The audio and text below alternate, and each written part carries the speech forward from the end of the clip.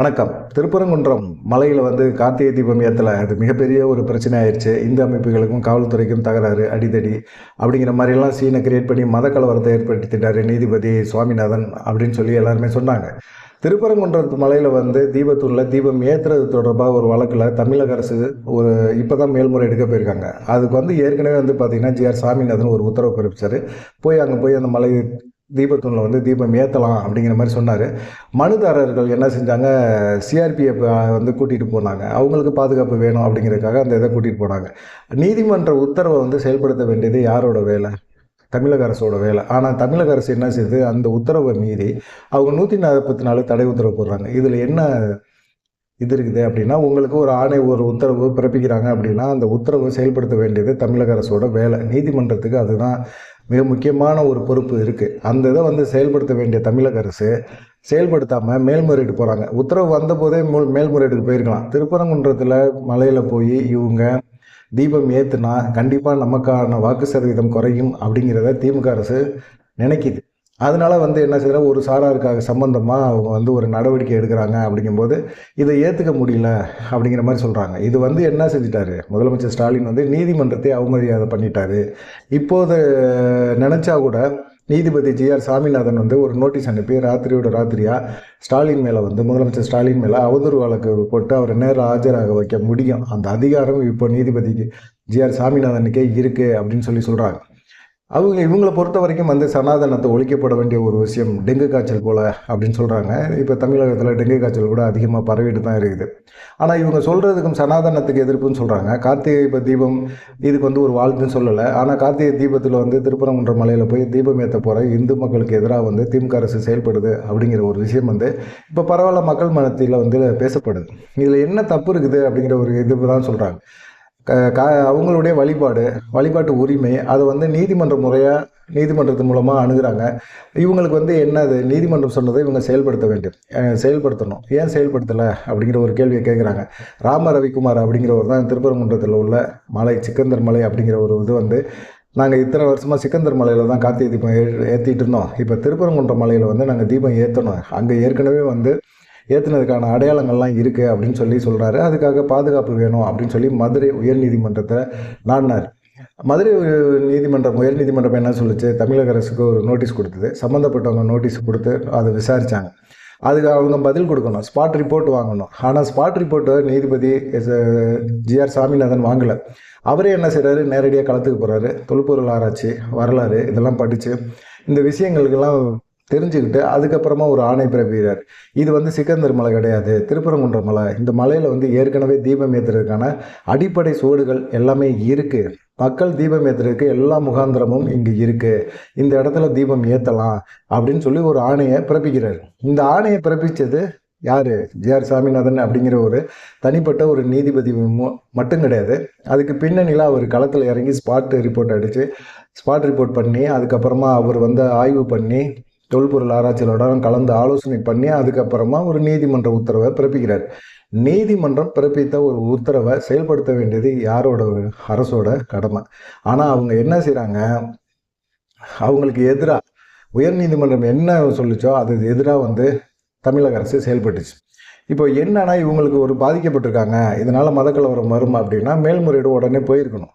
போகாமல் இப்போ இந்த பிரச்சனையை அவங்களுக்கு தீர்ப்பு வாங்கிட்டு அவங்க பாதுகாப்புக்கு சிஆர்பியை அவங்க அந்த பாதுகாப்பு காவலர்களையும் கூட்டிகிட்டு இவங்க போகிறாங்க. அப்படிங்கும்போது அதை தடுக்கிறாங்க.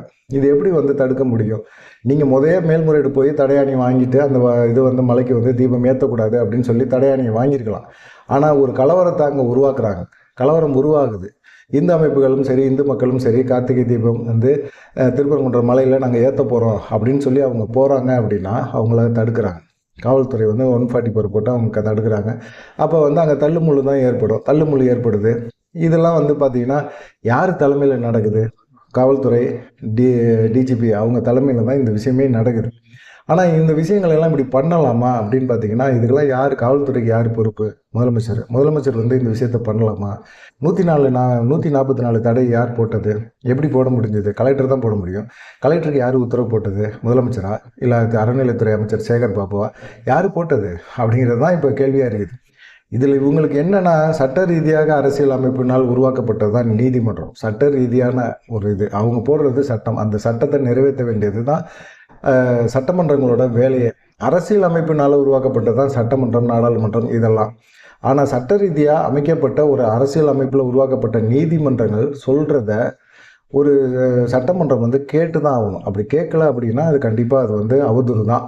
இப்போ அரசியலமைப்பால் ஆக்கப்படுறவங்களுக்கு வந்து தலைவர்கள் அப்படின்னு பார்த்தீங்கன்னா, கவர்னர் இருக்கிறாரு, குடியரசுத் தலைவர் இருக்காங்க. இவங்கெல்லாம் வந்து அவங்க அதை வந்து சட்டமன்றத்துக்கோ நாடாளுமன்றத்துக்கோ அவங்க பதில் சொல்லிக்குவாங்க. ஆனால் ஒரு நீதிமன்றம் வந்து சட்டமன்றம் வந்து ஒரு நீதிமன்ற உத்தரவுக்கு வந்து கட்டுப்பட்டது தான். ஒரு உயர் நீதிமன்ற ஆணையை வந்து ரத்து செய்ய முடியாது. இது எப்படி வந்து இறையாண்மைக்கு எதிரானது இது அப்படிங்கிற ஒரு விஷயத்த வந்து இப்போ நீதிபதிகள் எல்லாமே கேட்க ஆரம்பிச்சிருக்காங்க. எப்படி நீங்கள் 144 தடை உத்தரவு போட்டீங்க? ஒரு மக்கள் வந்து அவங்க நீதி பெற்றிருக்கிறாங்க, நீதிமன்றம் வந்து அவங்களுக்கு ஆதரவாக ஆணை கொடுத்துருக்குது, அதை வந்து செயல்படுத்த வேண்டியவங்க ஏன் செயல்படுத்தலை, அதுக்கு எதிராக வந்து ஏன் செயல்பட்டீங்க அப்படிங்க கேட்டிருக்காங்க. இது வந்து அவதூறு தான் அப்படிங்கிற ஒரு கேள்வியை கேட்டிருக்காங்க. இதனால் வந்து முதலமைச்சர் ஸ்டாலினை வந்து நீதிமன்றத்தில் ஏற்ற முடியும் அப்படிங்கிற ஒரு குற்றச்சாட்டையுமே வைக்கிறாங்க. காரணம் என்ன அப்படின்னா, இது ஏற்கனவே இது போல் வந்து ஒரு வழக்கு கர்நாடகாவில் நடந்திருக்கு. அப்போ வந்து முதலமைச்சராக வந்து எஸ்.எம். கிருஷ்ணா இருந்தார். காவிரி நீர் திறந்து விடணும் தமிழகத்துக்கு, திறந்து விடல. கேட்டால் எங்களுக்கே தண்ணி பத்தலை, எங்கள் விவசாயிகள் எல்லாமே நாங்கள் வந்து எல்லாமே டேமில் ஏறி கூச்சிடுவோம், கிருஷ்ணராஜசாகர் அணையிலேருந்து கூச்சி தற்கொலை பண்ணிக்குவோம் அப்படின்னு சொல்லி மிரட்டுறாங்க, நான் எப்படி திறக்க முடியும் அப்படிங்கிற ஒரு கேள்வியை கேட்குறாரு. அது அப்படியா அப்படின்னு நீதிமன்றம் கேட்டுச்சு. ஆனால் நாங்கள் வந்து இப்படி தற்கொலை பண்ணிக்கிறேன்னு சொல்கிறவங்களையும் கைது செய்வோம், உங்களையும் கைது செய்வோம். இது வந்து உத்தரவு வந்து நீதிமன்றம் ஆணை. இது வந்து அரசாங்க ஆணையை விட வந்து பெருசு, ரொம்ப பெருசு. நாங்கள் நீதிமன்றம் சொல்கிற உத்தரவை வந்து செயல்படுத்த வேண்டியது தான் அரசாங்கத்தோட வேலையை. நீங்கள் இப்போ செய்ய முடியாது அப்படின்னு சொன்னால் உங்களை நாங்கள் கைது பண்ணுவோம். நாங்கள் கைது செஞ்சோம்னா என்ன செய்யும்? உங்கள் அரசு கவிழ்ந்துடும், நீங்கள் குற்றவாளி ஆகிடுவீங்க. என்ன பதில் சொல்கிறீங்க? உச்சநீதிமன்றத்தை அவமதித்த ஒரு செயல் வந்து நீங்கள் செஞ்சுருக்கிறீங்க, அது உங்களுக்கு புரியுதா புரியலையா அப்படின்னு சொல்லி எஸ்.எம். கிருஷ்ணாவை வந்து நீதிமன்றத்தில் வந்து கேள்வி மேலே கேள்வி கேட்டாங்க. உங்களுடைய அரசு உங்களை கைது பண்ணுவோம், உங்களுடைய அரசே கவிழ்ந்துடும் அப்படின்னு சொல்லி கர்நாடக உயர்நீதிமன்றம் கேள்வி கேட்டோன்னே எஸ்.எம். கிருஷ்ணானால ஒன்றுமே பேச முடியல. அங்கேருந்தே ஃபோனை போட்டு என்ன செஞ்சிட்டாரு, தமிழகத்துக்கு தண்ணி திறந்து விட்ருங்கய்யா, நம்மளை ஆட்சி பதவியிலேருந்து நம்மளை வெளியேற்றிடுவாங்க போல இருக்குது, நம்மளையே கைது பண்ணுறேன்னு வேறு சொல்கிறாங்க நீதிமன்றம் அப்படின்னு சொல்லி அவர் பயந்தார். இது முன் உதாரணங்கள்லாம் இருக்குது. உயர்நீதிமன்றத்தோட ஆணை உத்தரவு அப்படின்னா இதை வந்து தமிழக அரசு கண்டிப்பாக வந்து அதை செயல்படுத்தணும். அவங்க வந்து எதிராக வந்து நீங்கள் அந்த தீர்ப்பு உங்களுக்கு பிடிக்கல, இல்லை இன்னொரு சமுதாயத்துக்கு பிடிக்கல அப்படின்னா நீங்கள் அது மேல்முறையீடு போகணும். மேல்முறையீடு போகிறதுக்கு அவகாசம் உங்களுக்கு கொடுக்கல அப்படிங்கிறதெல்லாம் அப்படின்னா நீங்கள் என்ன செய்யணும்? அதுக்கப்புறமா அடுத்த இதுலேருந்து கார்த்திகை தீபம் ஏற்ற விடாமல் செஞ்சுருக்கணும். இந்த தீபம் ஏற்ற விட்டுருக்கணும்.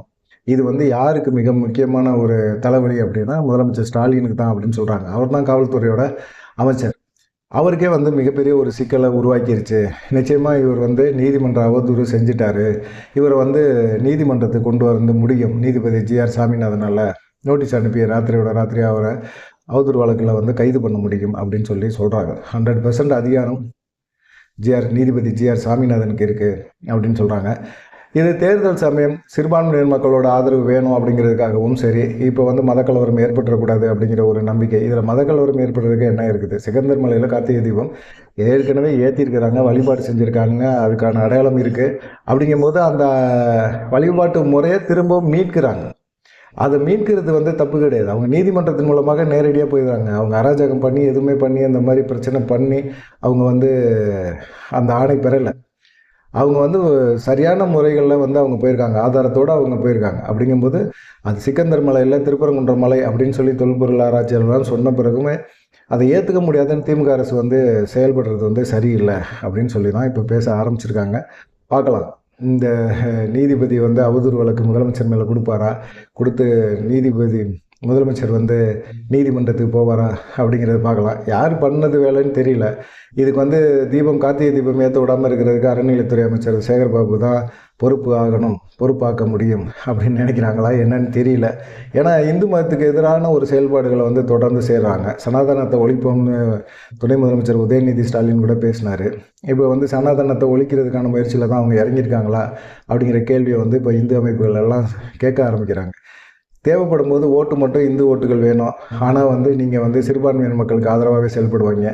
சிறுபான்மையின மக்களோட வழிபாட்டு முறைகள்லாம் வந்து இந்து மக்கள் எந்த விதமான இடையூறுகளுமே கொடுக்கல அப்படின்னு சொல்லி இந்த அமைப்புகள் எல்லாம் பேசுகிறாங்க. எங்களுடைய வழிபாட்டு முறையை விடுங்க, நாங்கள் பாட்டுக்கு ஆண்டாண்டு காலமாக 100 ஆண்டுகளுக்கு முன்னாடி வழிபட்ட ஒரு இடத்த இப்போ வழிபாடு செய்ய விடாமல் செஞ்சுட்டு இருக்கீங்க, தடுக்கிறீங்க. அதை நாங்கள் மீட்டெடுக்கிறோம். மீட்டெடுத்து நாங்கள் போய் வழிபாடு செய்கிறதுக்கு ஏன் எங்களுக்கு அனுமதி கொடுக்க மாட்டேங்கிறீங்க அப்படிங்கிற ஒரு கொஸ்டினை தான் இன்னமும் ராம ரவிக்குமார்லாம் வைக்கிறார். நாங்கள் திரும்பவும் வருவோம், கார்த்திகை தீபம் ஏற்றுவோம். இப்போ நீதிமன்றத்தில் வந்து மேல்முறையீட்டு மனு ரத்தாயிருச்சு. இப்போ வந்து நீதிமன்றம் வந்து சொல்கிறத வந்து இப்போ முதலமைச்சர் கேட்பாரா? ஏன்னா கார்த்திகை தீபம் முடிஞ்சிருச்சு. ஆனால் இன்னைக்கு கூட ஏற்றலாம், ஏற்றுறதுக்கான முயற்சி கூட நடக்கும். இந்து அமைப்புகள் இன்னைக்கு கூட போய் கார்த்திகை தீபம் ஏற்றுறதுக்கான வழிமுறைகள்லாம் இருக்குது அப்படின்னு சொல்கிறாங்க. பார்க்கலாம். எந்த விதமான கலவரம் இல்லாமல், மத கலவரம் இல்லாமல் ஒரு ஒற்றுமையோடு செயல்படுறது நல்லது அப்படின்னு தான் தோணுது. நீங்கள் என்ன நினைக்கிறீங்க அப்படிங்கிறத சொல்லுங்கள். நன்றி, வணக்கம்.